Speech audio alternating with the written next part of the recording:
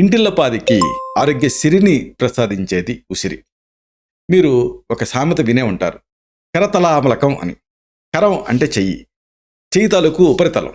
ఆమలకం అంటే ఉసిరి. అంటే ఉసిరిని మీ చెంతనుంచుకుంటే ఇంటిల్లపాది ఆరోగ్యంగా ఉండొచ్చు, అనేక సమస్యలను తగ్గించుకోవచ్చు. ఉసిరితోటి మీరు తయారు చేసుకోగలిగేటటువంటి ఇంటి వైద్యాలని ఈ వీడియోలో మనం వివరంగా తెలుసుకోబోతున్నాం.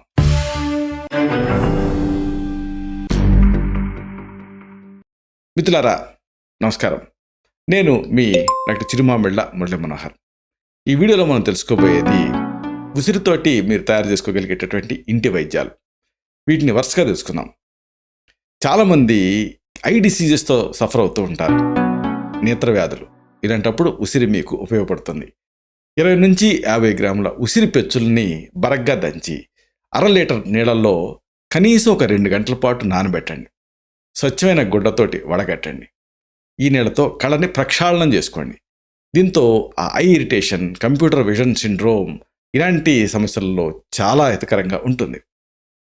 ఇంకొకటి, కొంతమందికి అండర్ ఐ సర్కిల్స్, కళ్ళ చుట్టూ వాపులు తయారవుతూ ఉంటాయి. ఇలాంటప్పుడు ఆ కంట్లో తయారైనటువంటి ఇన్ఫ్లమేషన్ తగ్గించుకోవడానికి మీకు ఉసిరి ఉపయోగపడుతుంది. చెట్ల మీద ఉన్నటువంటి ఉసిరి పళ్ళకి ఘాటు పెట్టి ద్రవాన్ని సేకరించాలి. కళ్ళపైన, కంటి చుట్టూ దాన్ని ఎక్స్టర్నల్గా లేపనం చేయాలి. దీంతో కంటి వాపు తగ్గుతుంది.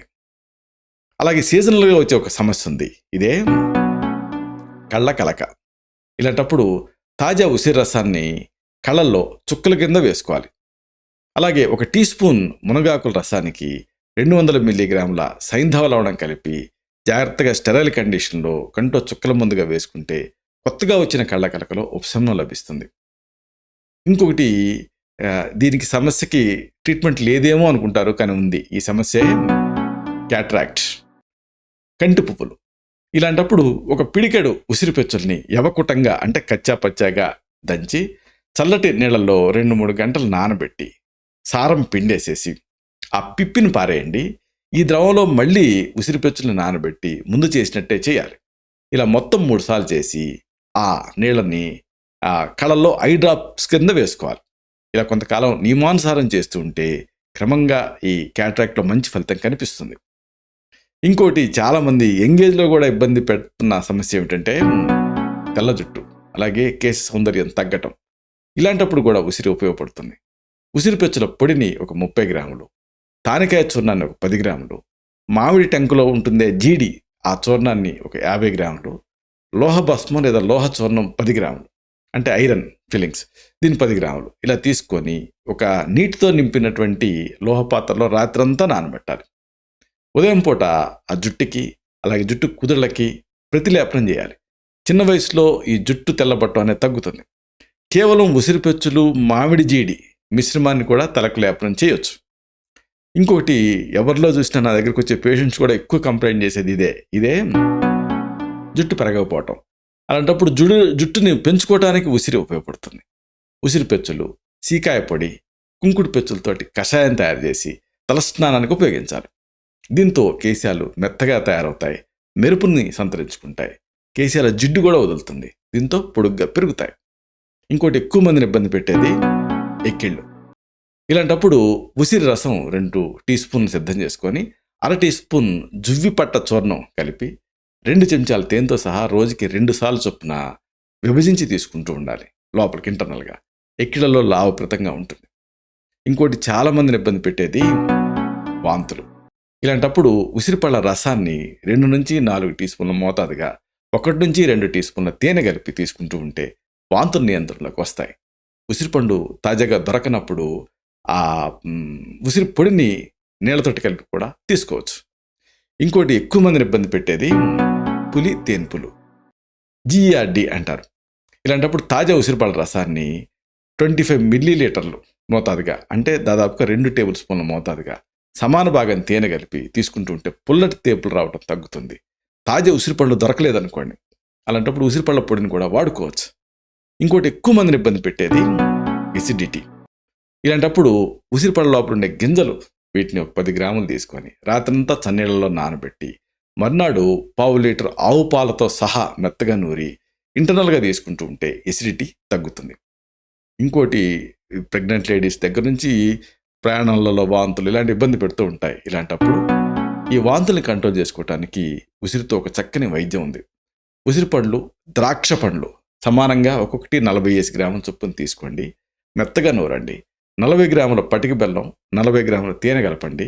160 మిల్లీలీటర్ల నీళ్ళ కలిపి గుడతోటి వడగట్టి మీకు ఒక మంచి జ్యూస్ లాగా వస్తుంది. దీన్ని తాగాలి. సిప్స్లా తాగుతూ ఉంటే వాంతులు తగ్గుతాయి. ఇంకోటి ఎక్కువ మందిని ఇబ్బంది పెట్టేది మన ఇండియాలో IBS, ఇరిటబుల్ బౌల్ సిండ్రోమ్, సంగ్రహణి అంటారు.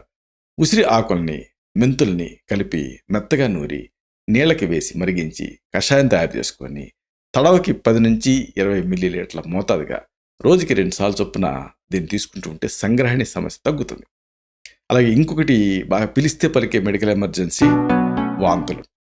ఇలాంటప్పుడు ఉసిరి రసం 20 మిల్లీలీటర్లకి 1 టీ స్పూన్ తేనె, 10 గ్రాముల తెల్ల చందనం పొడి అంటే మంచి గంధం పొడి కలిపి తీసుకుంటుంటే వాంతులు తగ్గుతాయి. ఇంకోటి ప్రాణ ప్రమాదం కలిగించే సమస్య ఇదే కామెర్లు. ఇలాంటప్పుడు ఉసిరి ఉపయోగపడుతుంది.